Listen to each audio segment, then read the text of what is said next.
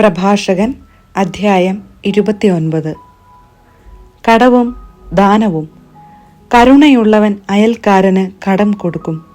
അവനെ തുണയ്ക്കുന്നവൻ കൽപ്പനകൾ അനുസരിക്കുന്നു. അയൽക്കാരന് ആവശ്യം വരുമ്പോൾ കടം കൊടുക്കുക. നീ കടം വാങ്ങിയാൽ സമയത്തിന് തിരിച്ചു കൊടുക്കണം. വാക്കു പാലിച്ച് അയൽക്കാരനോട് വിശ്വസ്തത കാണിക്കുക. നിന്റെ ആവശ്യങ്ങൾ തക്ക സമയത്ത് നിറവേറും. വീണുകിട്ടിയ നിധി പോലെ കടത്തെ കരുതുന്ന വളരെ പേരുണ്ട്. അവർ തങ്ങളെ സഹായിക്കുന്നവർക്ക് ഉപദ്രവം വരുത്തും. കടം കിട്ടുന്നതുവരെ അയൽക്കാരൻ്റെ കൈ ചുംബിക്കുകയും അവൻ്റെ ധനത്തെപ്പറ്റി പുകഴ്ത്തി പറയുകയും ചെയ്യുന്നവരുണ്ട്. കടം വീട്ടാറാകുമ്പോൾ താമസിപ്പിക്കുകയും നിരർത്ഥകമായ വാഗ്ദാനം നൽകുകയും സമയം പോരെന്ന് പരാതി പറയുകയും ചെയ്യുന്നു. നിർബന്ധം ചെലുത്തിയാലും കടം കൊടുത്തവന് കഷ്ടിച്ച് പകുതിയെ തിരിച്ചു കിട്ടുകയുള്ളൂ. അവൻ അത് ഭാഗ്യമായി കരുതും. നിർബന്ധിച്ചില്ലെങ്കിൽ കടം വാങ്ങിയവൻ പണം അപഹരിച്ചതു തന്നെ. ആവശ്യമില്ലാതെ അവനെ ശത്രുവാക്കുകയാണ്. നിന്നയും ശാപവർഷവും കൊണ്ടായിരിക്കും അവൻ കടം വീട്ടുക. മാനത്തിന് പകരം അപമാനം ലഭിക്കുന്നു. ഇത്തരം ദുഷ്ടത നിമിത്തം കടം കൊടുക്കാൻ പലരും മടിച്ചിട്ടുണ്ട്. ആവശ്യമില്ലാതെ വഞ്ചിതരാകാൻ അവർ ഭയപ്പെടുന്നു. എങ്കിലും നിർധനരോട് കരുണ കാണിക്കണം. നിന്റെ ദാനത്തിനു വേണ്ടി കാത്തിരിക്കാൻ അവന് ഇടയാകരുത്. കൽപ്പനകളെ പ്രതി ദരിദ്രനെ സഹായിക്കുക. ആവശ്യക്കാരനായ അവനെ വെറും കൈയോടെ അയക്കരുത്. സഹോദരനോ സ്നേഹിതനോ വേണ്ടി ധനം നഷ്ടപ്പെടുത്താൻ മടിക്കരുത്. കല്ലിനടിയിലിരുന്ന് അത് തുരുമ്പിച്ചു നഷ്ടപ്പെടാതിരിക്കട്ടെ. അത്യുന്നതന്റെ കൽപ്പനകൾ അനുസരിച്ച് വേണം ധനം നേടാൻ. അത് സ്വർണത്തേക്കാൾ ലാഭകരമാണ്. ദാനധർമ്മം ആയിരിക്കട്ടെ നിന്റെ നിക്ഷേപം. എല്ലാ തിന്മകളിലും നിന്ന് അത് നിന്നെ രക്ഷിക്കും. ശത്രുവിനെതിരെ യുദ്ധം ചെയ്യാൻ ബലമേറിയ പരിചയേക്കാളും കനത്ത കുന്തത്തേക്കാളും അത് ഉപകരിക്കും. നല്ല മനുഷ്യൻ അയൽക്കാരനു വേണ്ടി ജാമ്യം നിൽക്കും. നാണം കെട്ടവനെ അവനെ വഞ്ചിക്കൂ. ജാമ്യക്കാരൻ്റെ കാരുണ്യം വിസ്മരിക്കരുത്. അവൻ തൻ്റെ ജീവനാണ് നിനക്ക് നൽകുന്നത്. ദുഷ്ടൻ ജാമ്യക്കാരൻ്റെ ഐശ്വര്യം നശിപ്പിക്കുന്നു. നന്ദിഹീനൻ തന്നെ രക്ഷിച്ചവനെ കൈവെടിയുന്നു. ജാമ്യം പലരുടെയും ഐശ്വര്യം നശിപ്പിച്ചിട്ടുണ്ട്. അത് അവരെ കടലിലെ തിരമാല പോലെ ഉലച്ചു. പ്രബലന്മാരെ നാടുകടത്തി വിദേശങ്ങളിൽ അലയാൻ ഇടയാക്കി. ലാഭേച്ഛ മൂലം ജാമ്യം നിൽക്കുന്ന ദുഷ്ടൻ വ്യവഹാരത്തിൽ കുടുങ്ങും. കഴിവിനൊത്ത് അയൽക്കാരനെ സഹായിക്കുക. വീഴാതിരിക്കാൻ സൂക്ഷിക്കുകയും ചെയ്യുക. ജലം, ആഹാരം, വസ്ത്രം, സ്വൈര്യമായി പാർക്കാൻ ഒരിടം എന്നിവയാണ് ജീവിതത്തിൻ്റെ പ്രാഥമിക ആവശ്യങ്ങൾ. സ്വന്തം കുടിലിൽ ദരിദ്രനായി കഴിയുന്നതാണ് അന്യൻ്റെ ഭവനത്തിൽ സമൃദ്ധമായ ഭക്ഷണം ആസ്വദിക്കുന്നതിനേക്കാൾ നല്ലത്. ഉള്ളതുകൊണ്ട് തൃപ്തിപ്പെടുക. ദാക്ഷിണ്യം അനുഭവിക്കുന്നവനെന്ന ദുഷ്കീർത്തി വരരുത്. വീടു തെണ്ടിയുള്ള ജീവിതം ശോചനീയമാണ്. വായ് പൊത്തി നിൽക്കേണ്ടി വരും.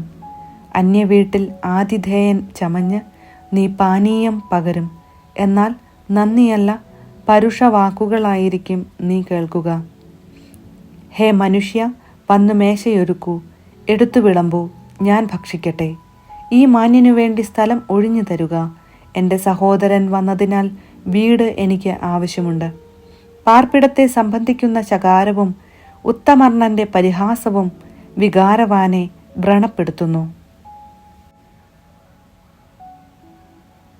പ്രഭാഷകൻ അധ്യായം 30. കുട്ടികളുടെ ശിക്ഷണം. പുത്രനെ സ്നേഹിക്കുന്നവൻ അവനെ പലപ്പോഴും അടിക്കുന്നു. വളർന്നു വരുമ്പോൾ അവൻ പിതാവിനെ സന്തോഷിപ്പിക്കും. മകനെ ശിക്ഷണത്തിൽ വളർത്തുന്നവന് അവൻ മൂലം നന്മയുണ്ടാകും. സ്നേഹിതരുടെ മുൻപിൽ അവനെക്കുറിച്ച് അഭിമാനിക്കുകയും ചെയ്യും. മകനെ പഠിപ്പിക്കുന്നവൻ ശത്രുക്കളെ അസൂയാലുക്കളാക്കുന്നു. സ്നേഹിതരുടെ മുൻപിൽ അവന് അഭിമാനിക്കാം. ആ പിതാവ് മരിച്ചാലും മരിക്കുന്നില്ല. തന്നെപ്പോലെ ഒരുവനെ അവൻ അവശേഷിപ്പിച്ചിട്ടുണ്ട്. ജീവിച്ചിരുന്നപ്പോൾ അവൻ മകനെ കണ്ടു സന്തോഷിച്ചു. മരിക്കുമ്പോൾ അവന് ദുഃഖമില്ല. ശത്രുക്കളോട് പകരം വീട്ടാനും സ്നേഹിതന്മാർക്ക് പ്രത്യുപകാരം ചെയ്യാനും അവൻ ഒരുവനെ അവശേഷിപ്പിച്ചിട്ടുണ്ട്. മകനെ വഷളാക്കുന്നവന് മുറിവ് വച്ചു കെട്ടേണ്ടി വരും. അവൻ്റെ ഓരോ നിലവിളിയും പിതാവിനെ വേദനിപ്പിക്കും. മെരുക്കാത്ത കുതിര ദുശാഠ്യം കാണിക്കും. ശിക്ഷണം ലഭിക്കാത്ത പുത്രൻ തന്നിഷ്ടക്കാരനാകും. പുത്രനെ അമിതമായി ലാളിച്ചാൽ അവൻ നിന്നെ ഭയപ്പെടുത്തും. അവനോടുകൂടെ കളിക്കുക, അവൻ നിന്നെ ദുഃഖിപ്പിക്കും. അവനോടുകൂടെ ഉല്ലസിക്കരുത്, ഒടുക്കം നീ ദുഃഖിച്ച് പല്ല് ഞെരിക്കും. അവന് യൗവനത്തിൽ അധികാരം നൽകുകയോ അവൻ്റെ തെറ്റുകൾ അവഗണിക്കുകയോ അരുത്. ചെറുപ്പത്തിലേ തന്നെ അവനെ വിനയം അഭ്യസിപ്പിക്കുകയും ശിക്ഷിക്കുകയും ചെയ്യുക. അല്ലെങ്കിൽ അവൻ അനുസരണമില്ലാത്ത നിർബന്ധ ബുദ്ധിയായി തീർന്ന് നിന്നെ ദുഃഖിപ്പിക്കും. മകൻ്റെ ലജ്ജാകരമായ പ്രവൃത്തികൾ നിമിത്തം ദുഃഖിക്കാതിരിക്കേണ്ടതിന് അവനെ ശിക്ഷണത്തിൽ വളർത്താൻ ശ്രദ്ധിക്കുക. ആരോഗ്യം. കഠിനമായ ശാരീരിക വേദന അനുഭവിക്കുന്ന ധനികനേക്കാൾ ആരോഗ്യ ദൃഢഗാത്രനായ ദരിദ്രനാണ് ഭാഗ്യവാൻ. ആരോഗ്യം സ്വർണത്തേക്കാൾ ശ്രേഷ്ഠമാണ്. ബലിഷ്ഠമായ ശരീരം അളവറ്റ ധനത്തേക്കാളും.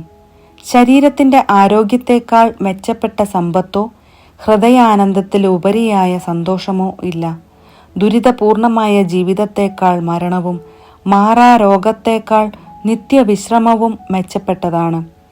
വിശപ്പില്ലാത്തവൻ്റെ മുമ്പിൽ വിളമ്പിയ വിഭവങ്ങൾ ശവകുടീരത്തിൽ നിവേദിച്ച ഭക്ഷണ പദാർത്ഥങ്ങൾ പോലെയാണ്.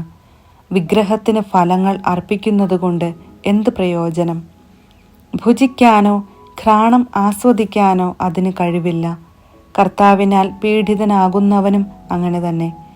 അവൻ ഭക്ഷണ പദാർത്ഥങ്ങൾ നോക്കി ഏങ്ങിക്കരയുന്നു. കന്യകയെ ആലിംഗനം ചെയ്തിട്ട് വിലപിക്കുന്ന ഷണ്ടനെപ്പോലെ തന്നെ. സന്തോഷം. നീ അമിതമായി ദുഃഖിക്കുകയോ നിന്നെ തന്നെ മനഃപൂർവ്വം പീഡിപ്പിക്കുകയോ അരുത്.